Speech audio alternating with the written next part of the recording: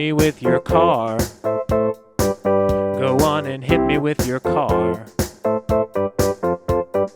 Hit me with your car and drive away.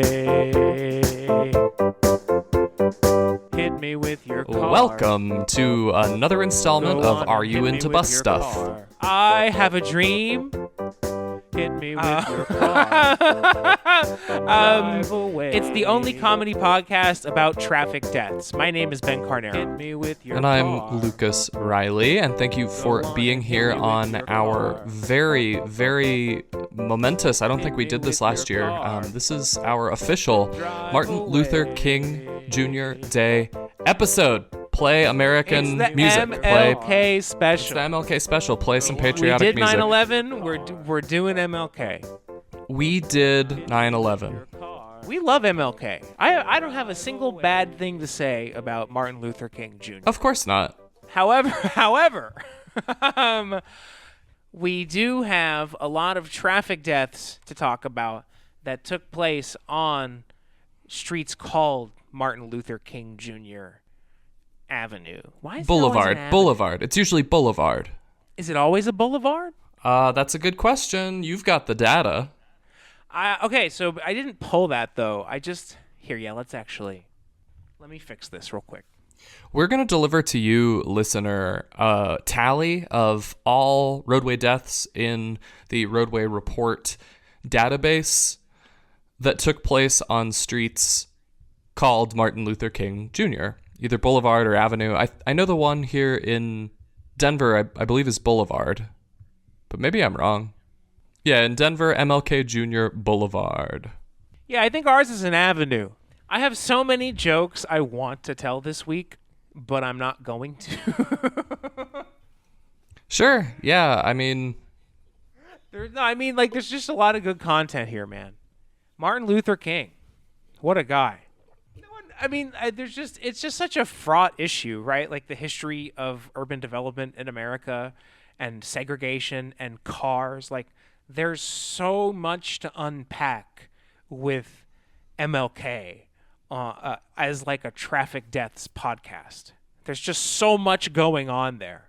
Yeah, and it's hard to paint, I think, the full picture that we want to, and maybe we need to, buckle up and do some research and like go deeper into this topic for a special or something. But it's intersectional. Our beat is intersectional with racial justice in a very clear and direct way. Right, big time. But it's hard to riff on. Right. It is in the context of our lives, right? Like people who grew up in communities without any black people, by virtue of infrastructure investments. This is just and housing policies. Horrifically sad. It's just not very funny. But we do well with that kind of content. I think that's why I'm so excited. But no, I mean, it does sort of just leave a poor taste in your mouth, given that we're the beneficiaries of urban segregation. Yeah. I mean, we're the children of boomers who ended up in a suburban environment with enough money to access the services that they need via car. I mean, your family always had at least 2 cars, right? We always had at least 2 cars. And I think another piece is, with the query that Ben is running right now on Roadway Report, we're going to see how many MLKs are boulevards, how many are avenues, how many are streets, how many are courts, things like that. But it is interesting that we do consider the naming of a street somewhat culturally significant, right? And it makes sense. It's like, It's how we orient ourselves in a place, right? And so calling to image the visage of Martin Luther King Jr., I think is significant, but we'll go a little deeper into like what that means a little bit later. All right, what are the numbers, Ben? Okay, so pull it open. I just pasted it into the spreadsheet. We'll put this in the show notes. But we have just at first glance, this is just like me pulling this 30 minutes before the episode. 1,068 traffic death crashes on MLK boulevards. So realistically, it's going to be like roughly the same number of deaths. The number of deaths per fatal crash is roughly 1. It's like 1.1. So this is something like 1,200 people. And for what period is this? Well, technically the database is 50 years. Here, in fact, sort by the first column. Let me do that. So you'll see there's a few in the 80s. Like, technically this would date back to 1975, but it appears that the traffic way identifier field wasn't implemented until, let's see. And is this query for MLK Jr. and Martin Luther King Jr.? Like, have you accounted for different spellings? I'm only seeing MLK in your output. No, we got MLK, we got Martin Luther King, we got MLK with periods, MLK without periods, case insensitive. I didn't search for Martin L. King. I can search for that real quick. But that's not. Nobody calls him that. Martin Luther King, one word. That might work. Mm-hmm. Because this feels like a fewer number than I would expect. You'd think it would be more than 1,000 traffic deaths, like 1,200 traffic deaths. And, I mean, okay, it does say from the 80s on, but I don't know, how many per year are there in the 80s, and then how many per year are there now, just to see if there's like a trend there. Mm-hmm. I respect any city that goes for the full title, the Reverend Dr. Martin Luther King Jr. Boulevard. Yeah, That's look at this. Most reverent. This is funny. It's almost exponential. In 2023, there's like 70. And in the first year on record, there's like 5.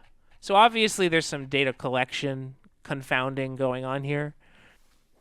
Certainly. We know this is true across the database. This is just the nature of this data. Is it's collected mostly by police officers, and there are inconsistencies, massive inconsistencies over time, place, and many other variables. But the last couple years where there's like, this field is decently accurate, right?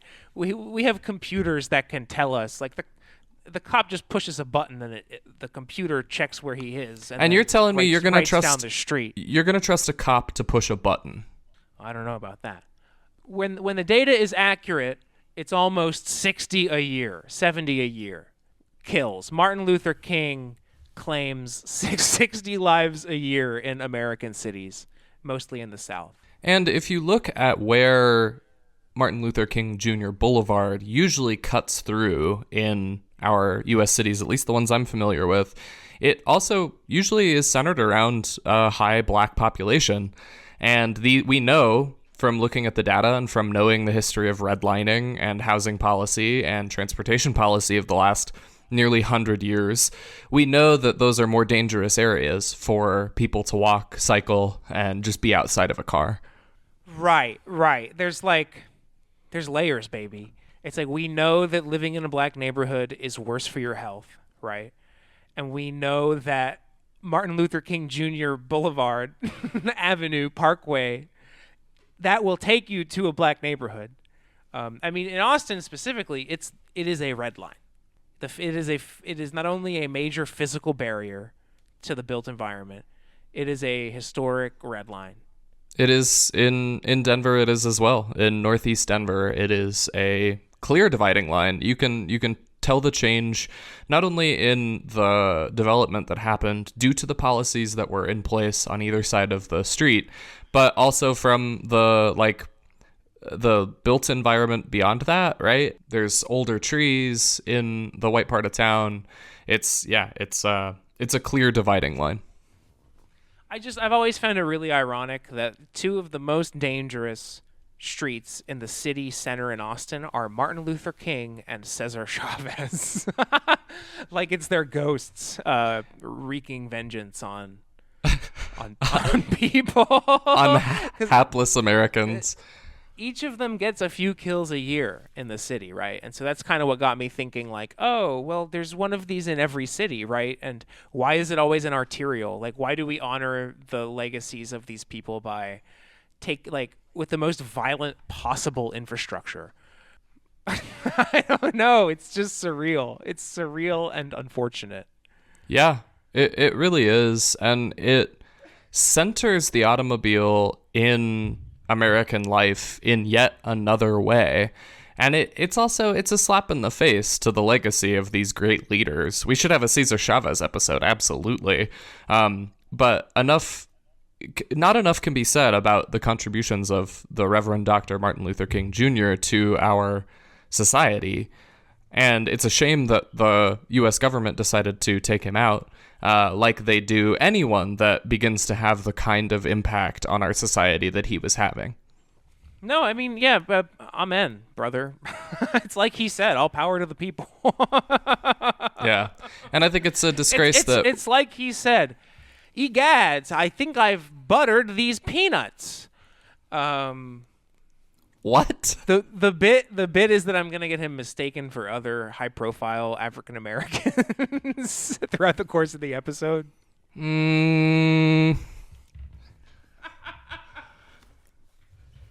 I don't know about that. It's so good. It's such a good bit.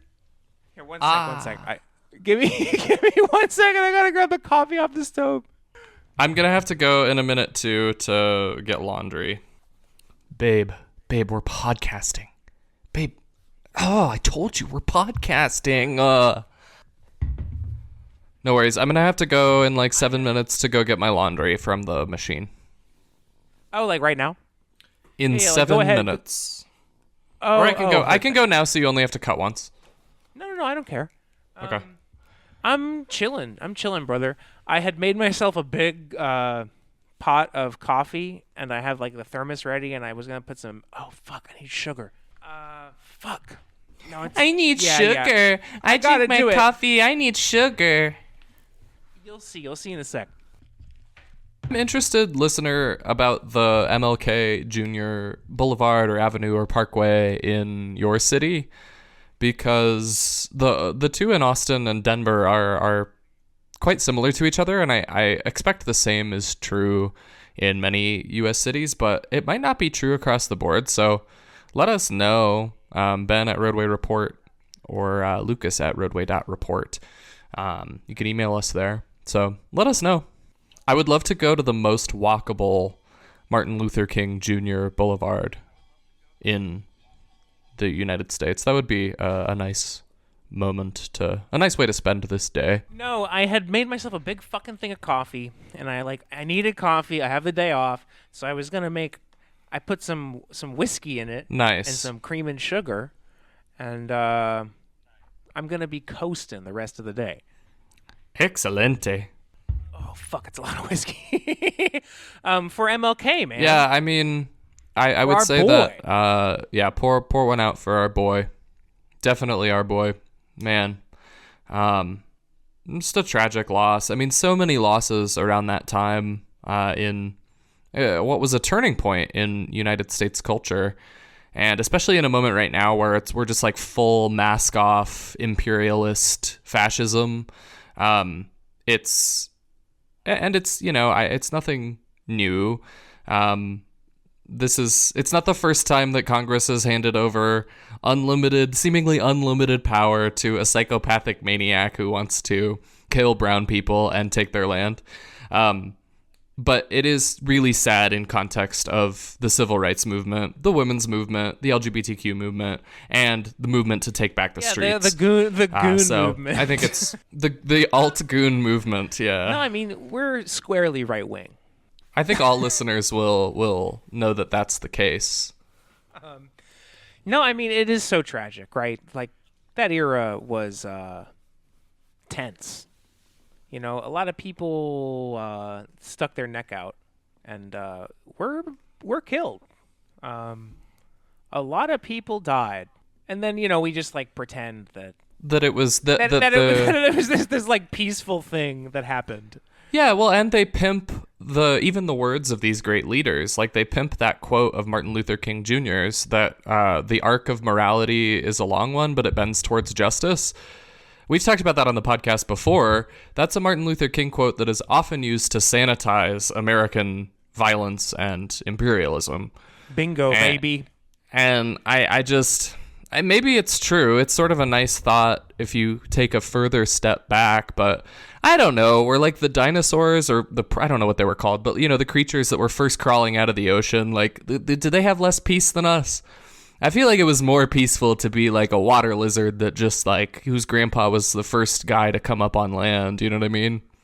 No, I mean that's the duality of man, baby. Like the beauty of humanity juxtaposed with our capacity to do great harm. That's it all comes back to that, doesn't it? Yep. I mean, there's both pleasure and pain to strapping that car battery to your genitals. That's pleasure. That's pleasure. Who would give a minute's mirth to wail a week, or sell eternity to get a toy? Is that Shakespeare? That's Shakespeare, baby. That's the rape of Lucretia. Wow. Or is it? It might not be the rape of Lucretia, but yikes! Whoa. Or the rape of Lucretia. I don't know. Shakespeare. Anyone who can scan iambic pentameter, please write in and let me know if it's Lucrece or Lucretia or Lucretia. I hardly know her. I guess Lucretia. When I transition, that'll be my name. Oh, good God. Okay. What are we here to talk about today? We're here to talk about the fact that if you live in a black neighborhood, you're more likely to be hit by a car. We're here to talk about the history of redlining and segregation. We're here to talk about the canonization of Martin Luther King on infrastructure that is like actively keeping the black man down. I don't know. There's just a lot going on there. I don't know where to start. Yeah, we're here to talk about the intersection between automobile infrastructure and racial violence. I think is like the big takeaway. We're also here to laugh at ourselves and laugh at you, listener, who are just a vicious sicko for listening to this podcast. You know who you are. But I mean, I can personally attest that like it's racial injustice that sort of led me to the ideological conclusions that we reach on this podcast. Like, if you want a society that is just in terms of like racial and economic equity, you run the bus more often. It's like one of the few things you can do that will work, right? Or like pay people's rent, right? Like pay people's rent, run the bus more often. Martin Luther King. Yeah, it is. Rosa Parks. Yeah. Among the thousands of black people who ride the bus. Millions. I mean, over the course of history, millions. What percentage of white people have never been on a bus, and what percentage of black people have never been on a bus? You crunch those numbers. It would be amazing if Roadway Report could spit out something like that. I mean, what percentage of black people are middle class now? Like 20? What percentage of black people are 15? Rolling in it? I don't know. I need to go turn my laundry over because I am not rolling in it, and I do not have a washing machine in my house. So yeah. I'll be here. I will talk right to the listener. I got some good shit. Sick. Listener, be careful. Mind that he's an extremely manipulative and damaging individual, and if he takes your mind and takes you where he wants to take you, you may never come back. So much of our conception of class in the United States is racialized. Like, because of white supremacy and these ideologies that underpin the American colonial project, our cultural understanding of race, it closely relates to class and class society and status and our position within the world, like physically, Where am I going with this? I don't really know. But Martin Luther King envisioned a world where people lived as equals. And so much of what this podcast is about is like these high-speed roadways are murderous and they act as physical barriers to mobility. We've created a system of investment and public policy priority that drives people further apart, that disintegrates and destroys communities, despite being earmarked as transportation infrastructure. Like this morning, I traveled 1.5 miles from the east side to the west side. A trip that 50 years ago on a bicycle, or in my instance, on a scooter, would have been safer. It would have been easier, it would have been faster, and it would have been safer because there wouldn't have been any fucking traffic lights. You would have sort of just zipped right to your... It would have taken 4 minutes. And today, it's like you've got to go through a maze of crackheads and a bike lane that keeps disappearing and, like, drivers going 40 miles an hour. And it's like it's the same story everywhere in America. It's physically harder to get around than it used to be as a result of these fucking freeways and these fucking arterials. Unless you are rich as shit and are fortunate enough to live way out in the sticks. It just sucks. The whole shit sucks. And then we fucking slap Martin Luther fucking King's name on a fucking boulevard. And we say it's like we've reached like a racially equitable society. It's a farce. It's a farce on its face. It's just such a perversion of moral justice to put his name on like a murder street in every city in America, in like a physical barrier between you and economic opportunity. You've got to look at Martin Luther King's fucking name. It's just such a joke. It's sad. It's super fucking sad. Shall we look at some traffic deaths? Shall we lighten the mood and look at some traffic deaths? Got 1,068. God, Jesus Christ. Here's one in Austin. Let's pull it open. Pedestrian. White. I wasn't expecting that. I gotta admit, that's the first thing I was checking. Wasn't expecting that. 49 years old. Died 29 minutes later. I'm back, baby. Hit by a 52-year-old woman in a car. God, what I wouldn't give to be hit by a 52-year-old woman with a car. Kia. The key to surviving the car crash is to not get hit. Kia. Is to drive a Kia over the pedestrian. Yeah. Remember, sometimes you're the windshield and sometimes you're the bug. No, I was just talking about America, car crashes, how our priorities in transportation investment create a less equitable society, and how it's harder to get around than it used to be if you're just like a person.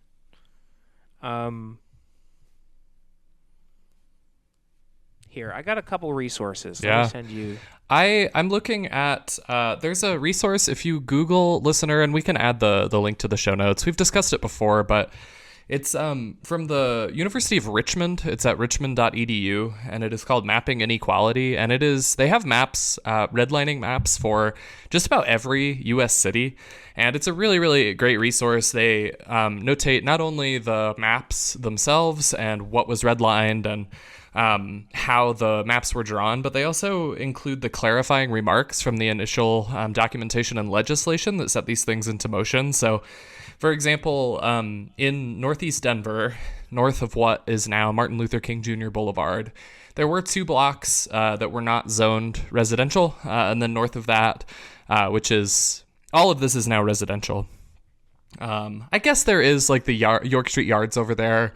So some of it is mixed use now. It's like abandoned warehouses that became mixed use. There's like co-working spaces and a brewery and coffee shops, but most of it is unbroken residential. And then north of 40th Avenue is all unbroken residential. But the clarifying remarks include an area occupied entirely by industrial workers from the packing plants, stockyards to the west, and other plants nearby. It has a wide range and variety of houses, from cheap frames to some fair bungalows. Many are ill-kept with outside toilets. Real estate men pay little attention to the area. Demand for homes is entirely wage earners of the low-income brackets who do not mind the stretch from the stockyard districts. The inhabitants include an infiltration of wage earners, and that's an amazing piece of so much of this legislation is they actually wrote in who had infiltrated these areas. So usually it says like Mexicans or Negroes is the word that is used to refer to black people. And this area, I guess, was not black at the time, but it was redlined and became a predominantly black neighborhood. The history of Austin, the history of the treatment of African Americans in Austin, Texas is so absurdly fucked up. Like, just the more you get into it, the worse it gets. Yeah, for a city with a reputation of being socially progressive, it's bad. Oh, it's big. It's bad, dude. Yeah. I mean the white flight to the suburbs in Austin was particularly pronounced. But we're back. We took it back. I think that's something we hadn't even fucking talked about is white flight, and then subsequently reverse white flight. Yeah, which is kind of what the process we're still kind of at the tail end of now. We are the reverse white flight. We're just two urban gentlemen who want to live in a walkable community. Yeah, exactly. But still, it just sucks just as much, like just by virtue of. Well, I mean, here's what happened. We redlined urban neighborhoods that were successful urban neighborhoods that developed pre-war, right? We redlined them, so we forced people who wanted to stay in their neighborhoods into neighborhoods where you could not get a loan to improve your building. You could not get a loan to build a new building. And you just generally couldn't improve the neighborhood because of how the policies were written. So these historically black neighborhoods became fairly run down, and then across other inequalities like income and wealth inequality and prejudice and discrimination in hiring practices, etc., and all of the other institutional barriers that have kept black families from obtaining and holding onto generational wealth, these neighborhoods became like the only urban spaces that were for black people, and they became somewhat run down because of the policies that made it difficult even for those who had resources to improve those neighborhoods. Then you get this wave of white middle-class kids in the next generation, me and Ben, for instance, who grew up in the suburbs, at least partially, and grew to hate it and wanted to live in an urban environment characterized by walkability and community and diversity. And the only places where at least folks on the lower income spectrum who were in that suburban class could move were these black neighborhoods, right? And these historically, these neighborhoods that have been historically excluded from some of the urban renewal efforts that made the rest of our cities places that people like Ben and I don't want to live. But it's the last remaining stronghold for a lot of black and brown families, holding onto these neighborhoods as a piece of identity, as a piece of local power.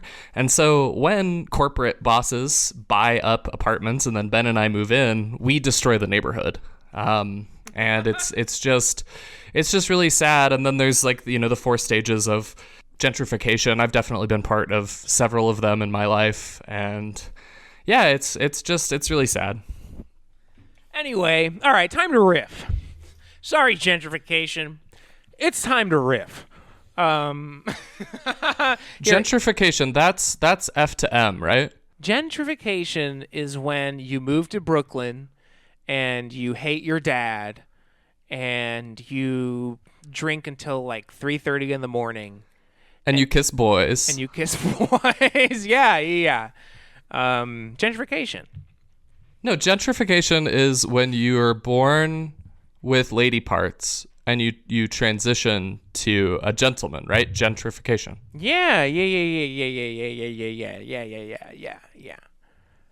Well, it's like the more you read about the highway system and like the development of the highway system, the more it's like, how on earth did they get away with this? It's just so horrible. Like, they knew what they were doing. You know, like, the whole time. Yeah. I mean, for me, it's part and parcel of what's happening right now with an armed militia that's just like snatching people off the streets. And I'm hearing a lot of people that I would describe as liberals saying, how could they do this? How could they let this happen? How is this happening?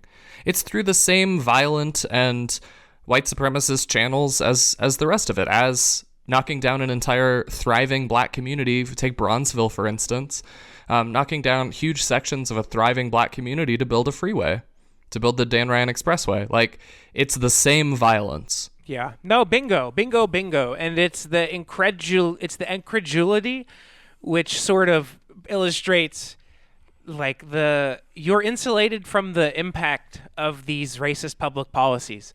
This violence isn't inflicted upon you.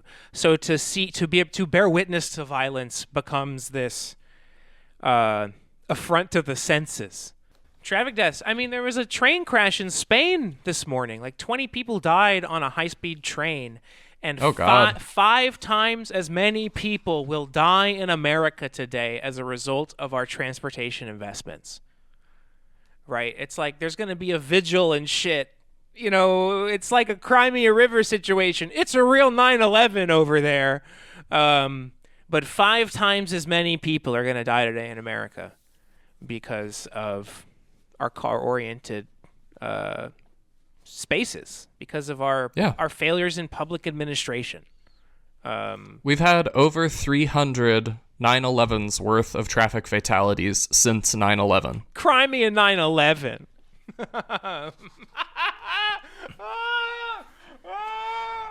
Well, for me, all of this makes it clear that everything, like all of our organization, needs to be centered around class and around our status as workers and as renters and as the people that keep like these systems running. I want to highlight, take us way back, listener, take you back to 1919, and talk about how our car-based infrastructure makes it difficult to do this, to interrupt our transportation network in a significant way, because in 1919 and 1920, the Denver Tramway became involved in a bitter dispute with workers over its wages. The workers wanted better pay, and they went out and they like tossed a bunch of streetcars over. They just knocked them down. So the city's elite that worked downtown and the government workers that worked at the Capitol couldn't get to work. And that's really hard to do when everybody drives their own car. But it is something that I've been reflecting on a lot recently, just in terms of like, and I've seen a lot of people reaching out online and saying like, how do we do something about this? And my impulse is always like, let's go block the street. And I'm not advocating for that. I'm just saying it's interesting when there's a group of workers that control our ability to get around town. If they say no, it's hard to get around town, but as an individual user of a transportation network that drives a personal vehicle, withholding the usage of that, I don't know, may be powerful. What do you think? I don't know. I hope someone hacks all the cars and makes them not work anymore. Now that they all have a computer in them. I feel like that's the best equivalent we have. I mean, we can obviously physically block the roads, and that's of course what the Gooners will do. But you know, it's so dangerous, right? I was reading a resource called Driving Jim Crow, and it touches on like racial stereotypes of the Jim Crow, but one of them was the Cadillac. Here it is. Why is it that so many observed in the intersection of race and cars when he published a study that derived from the perennial student question of those enrolled in race relations classes. Why is it that so many Negroes drive Cadillacs? The study concluded, this is in the 50s, the study concluded that the assumption of the Negro and his Cadillac proved unfounded. We can surmise that the racial automobile narratives marked with white surveillance of black consumption, just as the so-called racial trait of African American over-appreciation of foods such as fried chicken and watermelon obscured black poverty that did not admit adequate diets. The pejorative narrative that mocked African Americans as extravagant for buying expensive Cadillacs defied the economic status of most black Americans and veiled a white desire for black immobility. Wow. Yeah, that's extremely salient. I just thought yeah, that was interesting. That's something that's on my list in an interesting way is the centering of masculinity around consumerism and that central consumer good being the automobile. And then adding the intersection with race and it's like it's a status. Yeah, that's dynamite. It is a status symbol, and I mean, particularly when your community has been physically divided from your access to prosperity. It's like there's so much entanglement of like the danger of accessing public space in black communities, and then your physical separation from prosperity without the status symbol that is the automobile. Yeah. Bingo. I mean, a lot of it, Batman, I think some of it, I have been reflecting on the development of masculine culture, and I do a lot of feminist reading, and I've been thinking a lot about Hugh Hefner, and the movement of Playboy, which sort of like put this transgressive masculinity into play that everyone could be a playboy, right? They sort of invented this democratization of this idea that men could be playboys, even if it was just a fantasy aspiration, right? And one of the big pieces that it allowed for was it was a transgressive masculinity that wasn't deviant enough to be gay, right? Like 50s and 60s culture was terrified of queerness and homosexuality because it interrupted the nuclear family that they were trying to build like this economy on, right? And they centered this masculinity around consumerism and the objectification and commodification of, yes, women's bodies, but also this lifestyle that was largely centered around the purchase of a large automobile, right? It became, and as like that proliferated into culture and replicated itself through so many other publications to the like Lamborghini driving douchebag that you can conjure in your mind today, as that like sort of like toxic objectifying women, driving a fast car, like masculinity, right? There's so many forces that conjure that lead to the image that you might conjure today that embodies that. But it was part and whole of a system that required everyone to have a car. They needed to encourage everyone to get a car, and this was one way that the culture did that, and just accepted consumerism wholesale as like the foundation of our society. Yeah, that's what I got there. Adding the lens of race to that, and particularly around how, in this writer's view, black folks were driving, white folks thought black folks were driving Cadillacs, but that wasn't concurrent with, the statistics, and was just another means to divide us and segregate society. It's just an interesting passage from that blog. One of the 20th century consequences of the history of slavery, blackface minstrelsy, which bears an overwhelming influence on Lucas and I's artistic careers. Well, we're musical theater boys, and musical theater was built half on that. It's so true, though. It's like it's just so wild that it was so recent. Like Abbott and Costello are just like a sliver of. It's as if they It's as if we're only allowed to go back so far. And we basically, our whole history starts like right when they stop doing blackface. And so all of our like comedy heroes are just like the very next generation of, or like they probably got their start in blackface. Yeah, I mean, a on the lot of stage. the early musical theater and entertainments of like the 1910s and 1920s were either created by some of the same people that were making minstrel, or it was like direct citations, like this is where this is from. Yeah, it is. Yeah. Yeah, Blackface it continues. sorry, one of the 20th century consequences of the history of slavery, minstrelsy, and the overdetermination of the color line was the continuation and development of a vernacular that accompanied legal racial hierarchy and the status of outsider. For example, in the North, slums, ghettos, and inner cities describe black areas and black neighborhoods in the South.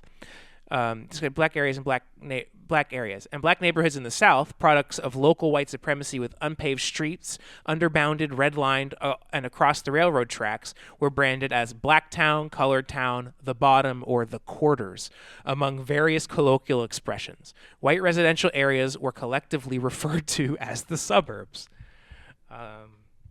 Just interesting, just food for bingo. thought. And then the culture that was pushed in those suburbs, at least for men, was this culture of like, you have a wife, you contribute to society, you are a square on one side of your face, but on this other side, you have this transgression that is allowed, which is this fantasy of being a playboy.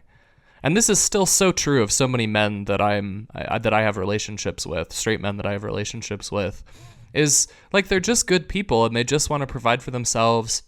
If they have a family, they have this, desire to do that too. But there's also this like, I don't know, there's so much gambling and so much sex and so much obsession with consumerism, whether the item is a car or a PlayStation or whatever the case may be. Like, the identity is centered around some consumer good. Yeah, one of the stories in this article is about how how it used to be a rite of passage at the local high school to like drive your car, find a black paper boy on his bicycle, and then like basically bump him with your car and then drive away, or like kick his shit to the ground and then drive away. That's like, yep. And I mean, and that's dead ass how it feels like trying to access public urban space. It's like, don't think that shit has gone away, right? Right. Yeah. I mean, it's baked into our society, and the sort of neoliberal cultural movement. I don't know, maybe like 1990s to today. It's just marginally less racialized now. It's like, oh well, maybe we've made some progress on racial hierarchy in society, but really, it's just a lot more of the same. It's just a lot more of the same. And when you try to access public space at the human scale, you get, like confronted constantly with the violence of the systems that exist. It feels silly saying that as someone who like chooses to not drive, right?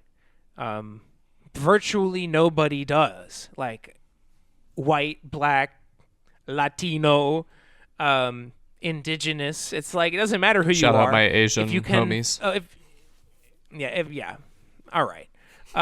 If you can afford, This is MLK Day. MLK, yeah, not your day, Asians. If you can afford to have a car, right? If you can afford to get yourself into safety, you do it. It doesn't matter who you are, unless you're some kind of sick freak.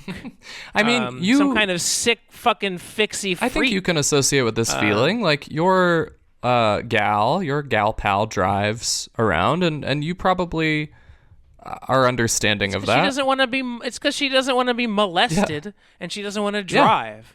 It's like, sorry, she doesn't want to die. Like, she doesn't want to be hit by a car, and she doesn't want to be like sexually harassed. So I get it. Exactly. Yeah, you get it. And I don't know. I think that those of us, but like, if you live in a city with public transportation, it's like, I don't know, you're probably sexually harassed more often, but Like, people do it. You're limited, surely. There's some gendered action going on there. Today's about race. We'll do gender. We'll solve next gender week. next week. Yeah. Today's about keeping the black man down, and America, man. Yeah, and I mean, you could argue that even this ideological space reeks of whiteness. Like, yeah. Well, it is. It is a white space. This is reverse white flight, baby. We're coming for your urban environments. For the record, I am not a gentrifier. You cannot make the argument that I am a gentrifier, and here is why. Because I live in the first all-white neighborhood in Austin, Texas. And so here's the thing. What's more racist? Yeah, like moving into and displacing a black family or living in a like white supremacist enclave. It's one of those things where the liberals got so liberal. It's just one of those situations where it's like you've reverse engineered racism by going like full circle. Like, okay, I live in an all white neighborhood and it's a pretty nice place to live. So what about that, woke police? You know, try and stop me. Yeah. No, I mean it's. And I mean, it bears the importance of understanding the history of urban development in America, and the racialized nature of car world and car access and cities and transportation, and the racialized nature of class in American society. And the there's just so much going on. And there's just so much to unpack that it's impossible to say anything funny without saying something horrible. Yeah, it's not a funny topic. That's like the primary issue with this podcast is we're making a funny podcast about something that isn't funny. Abbott and Costello are rolling in their graves. That's one of the craziest takeaways of running a death map is like, this is a racialized issue. This is a heavily racialized issue. And it's not like every person who gets hit by a car is a black person, right? But the trends that exist are concerning. And the trends that exist should lead you to believe that white people are driving into cities and hitting black people with their cars. Not all the time and not as a rule of thumb, but like there are statistically significant trends in the data which should lead you to believe that the people bearing the brunt of the negative impacts of car world are Black, Hispanic, Indigenous, and low-income people. Yeah, that's it. That's the whole point. Yeah. And it's like your ability to avoid violence in society squares with your class and racial status. Okay, any of this being a surprise in and of itself, the way it was to Lucas and I, is in and of itself a privilege. So a rabbi, a preacher from a black church, and an imam are hit by a car. And the imams... I've got a setup, but I don't have a punchline. Two black guys and a rabbi are hit by a car. Does anyone go to jail if no one's around to see it? There you go. And the answer is no. The answer is most hit-and-run drivers do get away with it. Yeah, I mean... So remember, kids, if you hit, be sure to run. Be sure to run. I mean, although if you do kill someone, you're unlikely to face jail time, regardless, even if you do stay. If you injure someone, definitely run because you might get away with it and not get sued. It's so true, though, and it's like how many of these are, like, the table in the database is called accidents, right? But how many of these are what you might describe as murders, right? How many fucking dots on the fucking map are modern day lynchings? Definitely some. Yeah, and it's just so horrible, right? Like when you're out there as a person, you feel it, right? Like it's a manifestation of violence. When someone like tries to force you off the road, right? And how many crashes, how many serious injuries, how many deaths are, how many instances of harassment, right? Like are violent in nature, as a percentage of the whole, right? How many of them cannot be called accidents, right? Because the only Oops. person left when someone kills you with their car is them to give the police report, right? Oopsie poopsie, All I you saw have we. to do is stay and give a police report, and you get away with it. Like, you don't have to do anything special. You won't get in trouble, especially if they're poor, right? I can't tell you how many times it's like language is so frequently used to rationalize the death of an indigent, houseless person, right? It's like, oh, well, they were homeless, so they were probably just walking around on the road, right? So it's like, well, how many of those homeless people in Austin, how many of those homeless people are black, right? How many of those homeless people used to live on the east side, and no longer do? People who were forced out of their communities, not served by any kind of Social service or a social safety net. social services, right? You can't get health care. So you're forced out of your home. You can't you can't work in the city because it's too dangerous to get there. You can't get help when you eventually go mad, right? And then you're killed in the street, potentially on purpose. By Linda in no her one- CRV. And I mean, I personally do believe that 90% of the data in the database is like an accident. The design is the problem. But there's a non-zero amount of violence in the database. You go outside for 10 fucking seconds and you feel it, you know? Or you breathe it for the first 10 years of your life and you are diagnosed with asthma for the rest of your life. No, it's true. It's true. You know, it's health. It's institutional racism. It's codified in public policy. We create systems. We create these monumental systems to kill black and brown people and to make them miserable and to like rob their joy and their freedom and their mobility. Yeah, at the benefit. It is a sadistic a tendency. sadistic tendency whose primary goal is to increase the convenience of those who are already in the privileged societal position. And it's not even like comfort, it's just convenience at this point, right? Our world is so cushy and comfortable for rich people in this country. Richest country in the history of the world, right?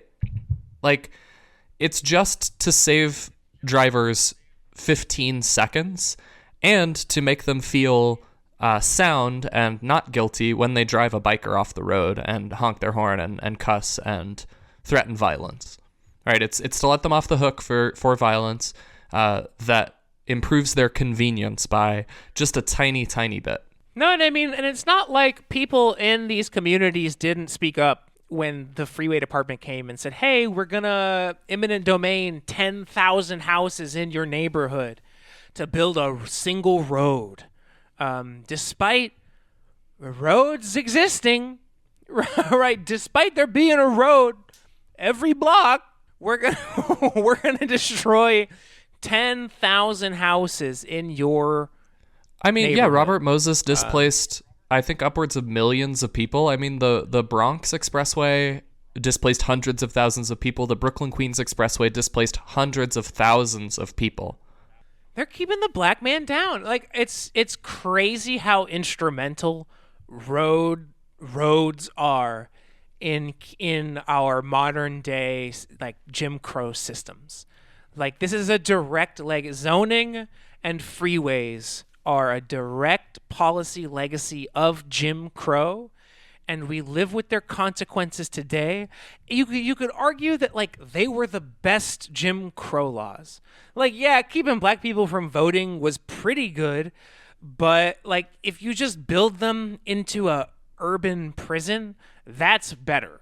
Like, it did a better job of keeping them down. And it if you see and what it I'm did a getting better at. job of keeping white America feeling like they could still be patriotic and be proud of the place that they lived and proud of themselves, because it hides it. The entire It insulates Yeah, us. it insulates us from each other. And we've become more and more insulated as they give us, the power to access all versions of porn in our fingertips, right? And keep us in our goon caves 24/7. But the car so came real, first. so The car real. came first in that equation. Yeah, it's like the internet helped, but really it's the physical separation of our communities. Like in Austin, you would not know where the black neighborhood is if you weren't looking for it. You would never have a reason to go there. You might drive through it twice a day for 20 years, but you'd never actually see it. Or get out and meet your neighbors that live there. Yeah, and I think that's like a potential benefit of the interconnectedness of the world outside of physical space is maybe we can use it to bridge the gaps between the barriers that they've built, or across the barriers that they've built between us. That's what I hope for. That's my dream, and I think that MLK would agree that we have not achieved the vision for freedom and equality and fraternity that we could. I think it is noble to have a dream, and I think that we can't forget that though that dream is constantly attacked and sometimes in the form of assassination, literally, we have to continue to dream and take care of each other and make the world a better place. They got our boy. They got our boy. Yeah. Yeah, I'm not even huge on MLK. Like he's not like a racist. You're gonna say that today? No, but I mean he's just not my favorite civil You rights come today leader. of all days Like- and tell me. I mean he wasn't much of a leftist. You dig? Yeah, Like, I mean, I'm would- more Malcolm X or James Baldwin even. I mean, Jimmy B he's very near and dear to my heart. Just being a queer person and who like had the foresight to flee the violence of American society, and as a result he got to die in peace, right? Like he got to live his life. They didn't fucking kill him. It's just there's just nothing funny about it.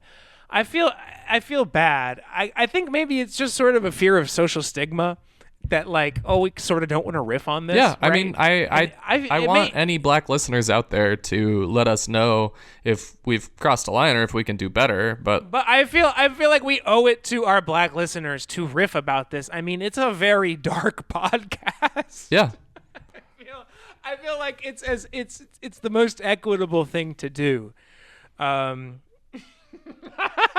Is to not make this one a real tearjerker. yeah, I agree. It occurs to me that I want to talk about hip hop and how Hip hop, hip to the hop, hip hip. that's I know pretty- hip Yeah, hop. there you go. You got Sugar Hill Gang. You got it. I know hip hop. Yeah, I mean, so hip hop, Spoopity-bop-bop-bop. was a movement that came out of the 70s in New York City, and it was a way for black people to celebrate and to express joy and to party, and it grew into this movement as crack was introduced in neighborhoods. And I mean, the situation in the Bronx, like seeing footage in the Bronx and in parts of Queens and Brooklyn in the 80s and 90s, like these were really extremely disenfranchised places that were direct remnants of the neighborhoods that were torn apart by Robert Moses and urban renewal. And these, among all of the other pieces of violence, like crack being introduced into the streets by the U.S. government, like there's so much to unpack there. And hip hop, in the 90s and as it became commercialized, and I think as we think of it in the 2000s through today, became pimped and turned into this art form that holds so much. And I love hip hop. I love so much contemporary hip hop. But I want to like focus in on 1990 in New York City. I want to focus in on Boogie Down Productions and KRS-One and what they were doing, which was making revolutionary music that was trying to unite people around pushing back against violence and segregation. And the 1990 album Edutainment is I've been bumping it constantly because it's like clearly anti-government. It's pro-black. It's blatantly an African revolutionary experiment. And I think that in the context of Martin Luther King, 1990 is like right in the middle between when they killed him and the 2020s where we're living now. And we've continued to lose touch with that revolutionary spirit. And, you know, the protests and everything around George Floyd's murder in 2020. I mean, I was in St. Louis when they killed Mike Brown, was a part of those protests. Like, these things happen at the local level and there is resistance at the local level. But in our media, we just don't have this unification, and I think it's sad that we've lost that in a lot of hip hop. And I think that if you want to listen to a really pro-black album, a really powerful black album to celebrate Martin Luther King Day, I would recommend BDP's Edutainment. Bro, this episode sucks. There's nothing funny about the history of urban segregation. Like, this is our best work as Jim Crow racists. Like, this is our best work because it transcends like geography. It transcends, you know, the South, the North. It's like we did it everywhere. It was really effective. It's basically crushed black communities all over America. It's big fucked up. It's big fucked up and it's not funny. And we slap MLK's name on your local red line and call it a day. Because we solve racism, guys. We did it. Brother. Bonkers, brother. Did I ever tell you about that time I brothered a lady on the bus, like a black lady on the bus, and she's like, "I'm not your brother." And then I just got off the bus at the next stop. That's rough. Why did you do that? I thought she was a dude. Oh, yeah. Well, not my proudest moment. Not my proudest moment. I just call, I always call the bus driver father. Do you remember when they called me Black Culture Ben? I have a vague memory of that. I think I've probably like trauma erased it. That was a nickname I was trying to get going for myself. Maybe someday, buddy. Yeah, bus driver. I always call a bus driver father or mother. Oh, powerful one. Thank you, Mr. Operator. They don't pay bus drivers enough. Yeah, bro. Hardest job in America. So it wouldn't be a black episode without a little music, would it? No, considering that the KRS goes into this in edutainment, that all music is black music, and when you have something called the American Music Awards, you have what is called theft. I've got one more thing on my list, and I've got something prepared. If you wanna just score me as I go. I'll score you, baby. Get in there. Okay. Awesome. So I wanted to talk to you, listener. In the news this week, we had our dear leader, our presidente, Mr. Trump, flipping off an auto worker, and saying, "Fuck you," because this auto worker at a Ford plant shouted at him, and our irreverent king decided to flip him off. It was a funny little moment, right? But I was just thinking about like why Trump was there and what the auto industry represents and what regulations around the auto industry represent, especially on today of all days, where we know that the construction of freeways and the vast majority of our built environment has been catered toward cars in a racist fashion, right? Those two things are inextricable, the racism and the development of the freeways. And I want to call out the institutional and cultural failure of allowing the terms of the conversation to be around common sense, because that's what the government is saying right now, is that we have to roll back EV mandates. We need to roll back emission standards so that 35 miles a gallon is good enough, because that's what the consumer wants, right? And it's common sense that we need to do this. And I dream of a culture where we can have a good faith argument about common sense. I thought it was common sense in the world to not want to kill people. But the common sense of our culture is what is convenient and comfortable for the few at the expense of lesser human beings. Like that is what is common sense in our culture. Like what should make common sense to us is a transportation network where grandma can feel safe getting to the grocery store, and her bridge club and her religious institution and her water aerobics lesson, right? Without personally operating a piece of heavy machinery or risking being killed by another person operating a piece of heavy machinery. Like that's common sense. And I, today of all days, am deeply sad at the state of things in our world that is increasingly violent and senseless.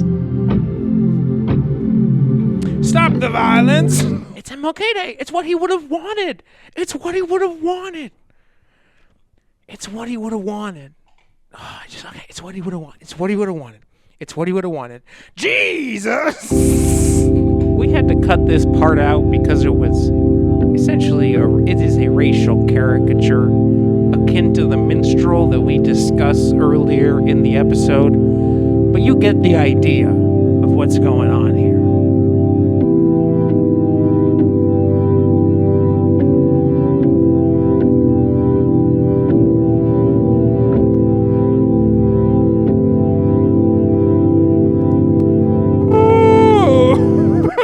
Okay, that's enough. That's enough. That's more than enough. Yeah, I think so. I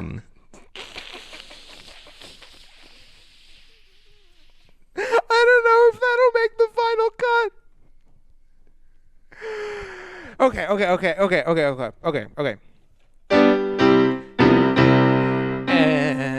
MLK.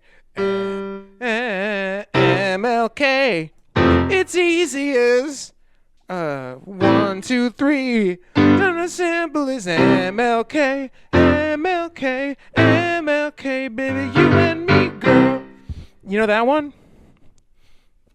Oh yeah, I know that one. Okay. Well, what we got it. It's we just got to do a song and then we can end the episode. So yeah, you give me a song, and then I'll do it. Give me a prompt. Like, what is MLK doing? What does he want? I have a dream. I have a dream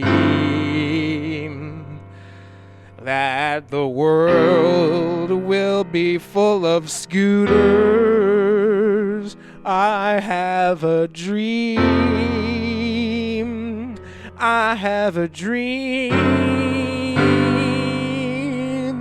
Scoo-doo-doo-doo, dooby-doo-doo. I have a dream.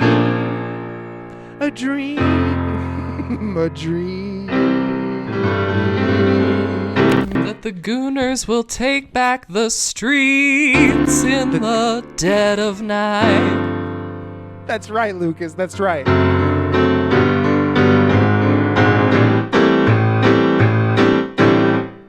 I have a dream. A dream that the Gooners will take back the streets in the dead of night. Oh, a dream, I have a dream that the Gooners will take back the streets in the dead of night. Good. Yeah, fuck yeah. I think we actually touched on everything I wanted to touch on, which was definitely going to be a challenge. I mean, this is a fucked up subject, and I mean, we kind of touch on it all the time. This is a racial issue. Car crash deaths is a racial issue. And Martin Luther King wouldn't have wanted his name on like a shitty murder boulevard. Stop destroying black communities with high-speed roads. Stop doing that, government. Government, stop keeping the black man down. Yeah, stop. Like this is the most material manifestation of white supremacy in a public institution that exists in the current day, and we must stop it. We have a moral imperative to stop it as citizens of our communities, of our As country. Christians. Fuck that shit. He was the Reverend Dr. Martin Luther King Jr. That's true. If you do have a religious feeling, whether it's towards Martin Luther King Jr. or Jesus Christ or the Prophet Muhammad or whomever, shouldn't that make you want to take back the streets and make your neighborhood safer? After what you've listened to just now, listener, it's something that we could do concretely to make our world less violent, more in line with the dreams of those people that we idolize, that embody and symbolize our hope and our love and our joy. Yeah. Bingo. All right, bingo, bango, so bongo. Please be safe out there. That's a podcast. Bingo, bango, bongo. This is another episode of Are You Into Bus Stuff, the only comedy podcast about traffic deaths. You can find us on Patreon, Spotify, Apple Podcasts, or on our website as always. You can also find us on Patreon, where you can subscribe and access a direct chat with us, as well as give us money if you want. Really appreciate you being here, listener. Sooner ask you to invest in your own community before you invest in us. But we are. I don't have a washer or dryer in my apartment, and I do have to give the machine money when I do my laundry. So if you could pay for me to do my laundry, that would be sick. Oh my god. I just wish we could include the gospel part. It's so funny. I just wish we could include the gospel part. We could paywall it. I don't know, man. If we publish it, it's coming out. It'll be our downfall. If anything, will be our downfall. Our downfall from what? We were already at the bottom. Yeah, man, fuck this shit. It's just sad. There's nothing funny about this. It's sad. There's nothing funny about car crash deaths. But I think we've discussed before. This is a class issue. This is a race issue. This is the only real political issue. Gabagool, gabagooner. So yeah, walk to the grocery store. Don't ride your bike to the park. Say hello to one of your neighbors. Don't hit any black people with your car this week. Do it for him. That's good advice. Yeah, do it for him. Do it for him. They got our boy. All right, listener, be safe. Until next time. We'll see you next week. We may have a listener, or we may have a guest next week.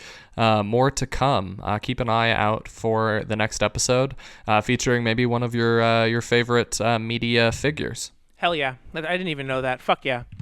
Okay, I love you, bro. I'll talk to you soon. I'm gonna go on this bike ride. Love you. Bye. Hit me with your car. Go on and hit me with your car. Hit me with your car and drive away. Hit me with your car. Go on and hit me with your car. Hit me with your car and drive away. Hit me with your car. Go on and hit me with your car. Hit me with your car and drive away. Hit me with your car. Go on and hit me with your car. Hit me with your car and drive away. Hit me with your car, baby.